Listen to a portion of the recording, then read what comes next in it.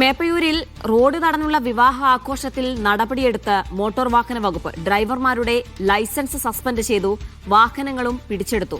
വാഹനങ്ങളുടെ രജിസ്ട്രേഷൻ താൽക്കാലികമായി റദ്ദാക്കി. ഇന്നലെയായിരുന്നു വിവാഹ സംഘത്തിന്റെ ആർഭാടയാത്ര. കെ.ടി. വിഭീഷുണ്ട് വിവരങ്ങൾ നൽകാൻ. വിഭീഷ്, മറ്റു വിവരങ്ങൾ എന്താണ്?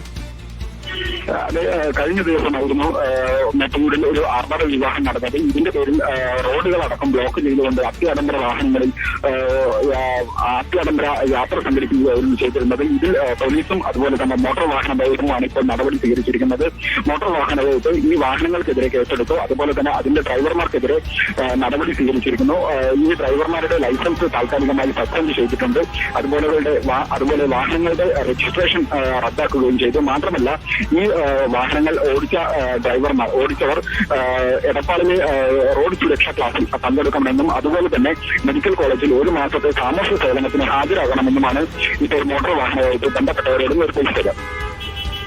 ശരി, റോഡ് തടഞ്ഞുള്ള വിവാഹ ആഘോഷത്തിലാണ് ഇപ്പോൾ മോട്ടോർ വാഹന വകുപ്പ് നടപടി എടുത്തിട്ടുള്ളത്. വിഭീഷാണ് വിശദാംശങ്ങൾ നൽകിയത് കോഴിക്കോട് നിന്ന്.